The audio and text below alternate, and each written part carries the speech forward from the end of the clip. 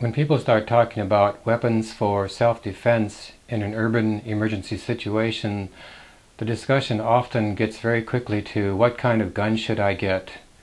I would like to take a contrary view that you should not get any kind of gun. It's not because I'm against guns, it's just that if you do your homework, you're going to find out that using a gun to defend yourself can basically put you in the position of being the criminal as opposed to the victim of a crime. If you do any reading on Musab Ayub and other people like that, they'll just say, you know, if you shoot somebody, you're going to end up spending most of your net worth defending yourself against criminal charges, and if you lose, you're going to go to jail and you're the victim. Okay, so it's just not smart to start down that path.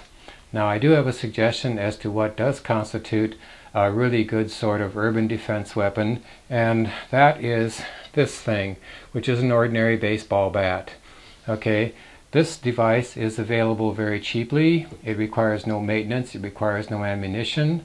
I can't think of any place where it's illegal to own such a thing, and you can even carry these on the street without being harassed, I think. Now, as far as the bat itself, there are several ways that this can be used, and one of the ways is to block blows. Okay, you can just hold it up here if somebody's stroking at something, bam, they hit a very hard object.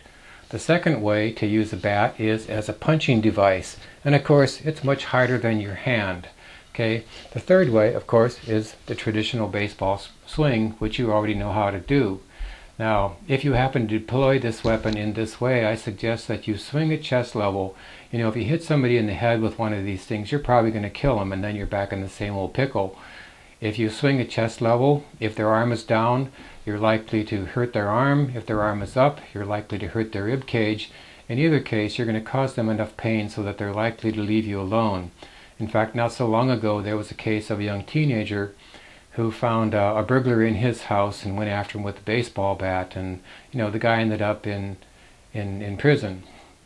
That was the burglar, not the kid. Okay, now one thing to keep in mind about anybody who's likely to attack you is that they may be willing to hurt you, but they don't want to get hurt themselves.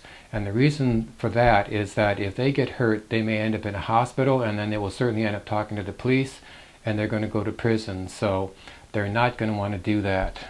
So what I got to say is, when it comes to urban defense, batter up.